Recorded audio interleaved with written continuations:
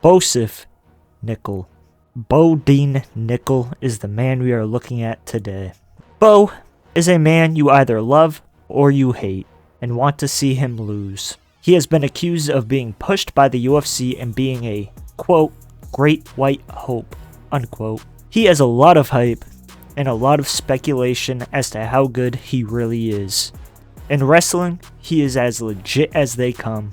On the striking side of things, Bo has showcased knockout power, but a lot of his fights have ended before he can even be tested. Bo has many questions as to how good he really is, but we are going to take a gander at those questions today. So without further ado, let's get right into it. Like and subscribe. Bo Nickal was born January 14th, 1994 in Rifle, Colorado. It doesn't get much more American than that. His very long list of accolades are, now get ready, it's a long list. In high school, he took first place in the Texas State Championships in the years 2012, 2013, and 2014. He also took first place in the Cadet World US Team Trials in 2013.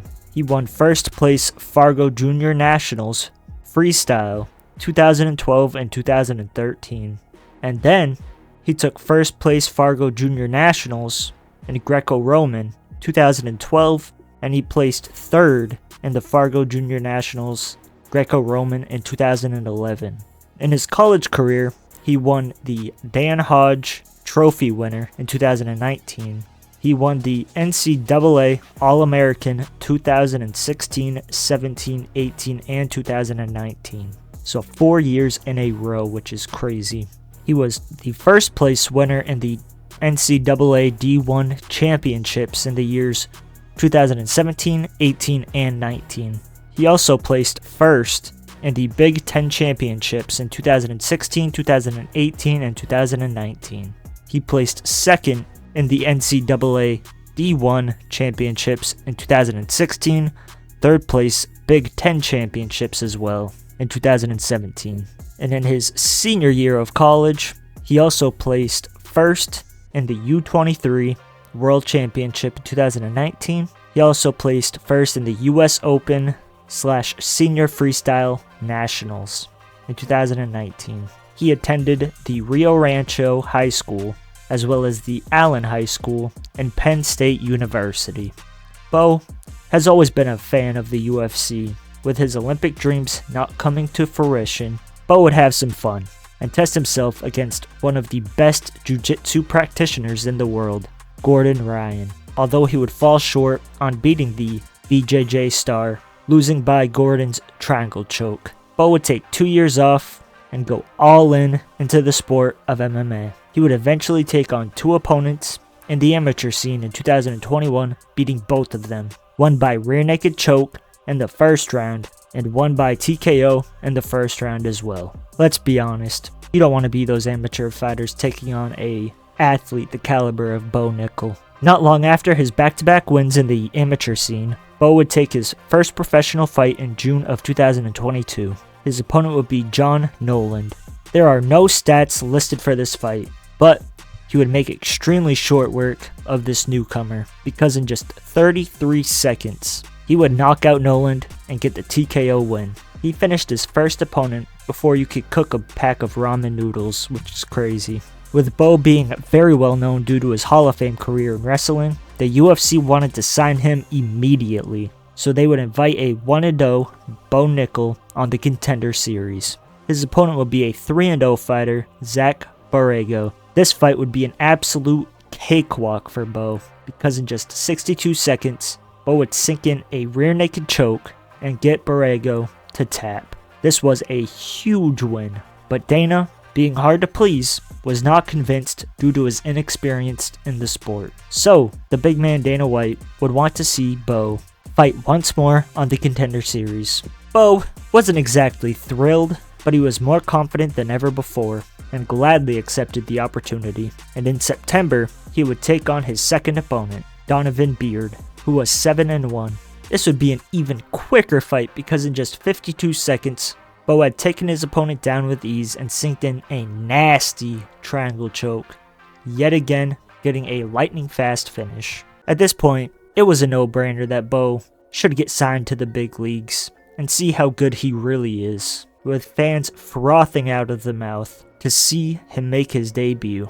It would eventually come in March of 2023 when he would face off with Jamie Pickett. This would turn out to be bittersweet for the budding star. While he ended up beating Pickett with ease, fans speculated that he landed a low blow before getting the takedown, therefore getting an easy victory after sinking in the old reliable rear naked choke, with fans nicknaming him Low Blow Bo. Fans still had a book's worth of questions.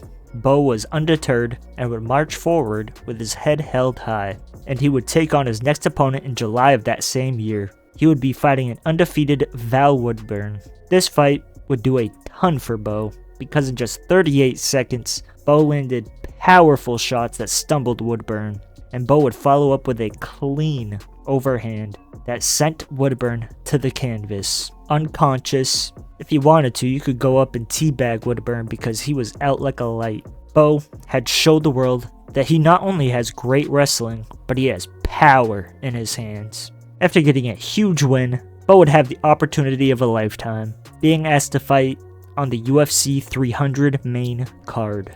Many fans felt like this was completely undeserved, and Bo was getting preferential treatment, turning the morally righteous fans against him. His opponent on the card would be Cody Brundage. This would be a very lackluster performance, while also being by far his longest fight to date.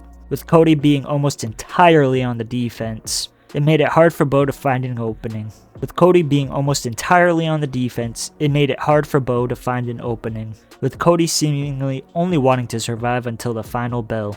Bo would eventually find an opening in the second round and sink in the old reliable rear naked choke. Although he did get the finish, Bo wasn't delusional and he knew that this wasn't the best fight to watch. It was pretty boring and not a lot happened outside of the choke. So, in his post-fight speech, Bo had acknowledged that it wasn't the best fight. However, he was glad that he had seen the second round. Fans would be rough on Bo for this, but I think it was unjustly. Just about every fighter has had a boring fight or two, with the exception of the Alex Pereiras and a couple other fighters, but the vast majority have had a stinker or two. And that brings us to this weekend. Bo is set to fight Paul Craig, one of the best BJJ practitioners in the sport. But before I give a prediction on this fight, you will take a look at Bo's stats. Bo has a clean 6-0 record, with 2 knockouts in the first round, 3 submissions in the first round, and 1 submission in the second round, giving him an extremely good finishing rate of 100%. He has also won 1 bonus in his UFC debut for Performance of the Night, when he fought Jamie Pickett. And now for my prediction. I think that Bo will make pretty easy work of Paul Craig. Now, Bo does have a few paths to victory.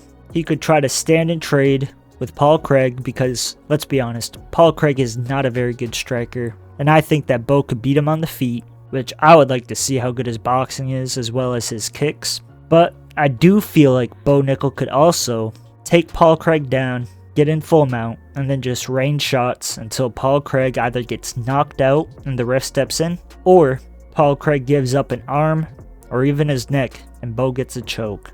And I think at most we will see this fight go to the second round, but I am confident that it will get finished in the first. Because Paul Craig doesn't have the best chin, but he's also had some pretty crazy finishes against guys who you would think would make short work of him. But with Bo Nickal being as good as he is in wrestling, I highly doubt that we will see a Paul Craig versus Jamal Hill performance. But at the end of the day, it is MMA, and anything is possible. Paul Craig could sprint across the octagon, throw a flying knee Masvidal style, and knock out Bo. But I'm not going to put my money on that. So like I said, first round knockout or submission. I think it'll be a great performance, and I wouldn't be surprised to see Paul Craig retire. If you guys watched the video this far, be sure to like and subscribe. Maybe check out one of the videos that are showing up on your screen right now. As always, I hope you guys have a great week and enjoy the fights this weekend. Bye.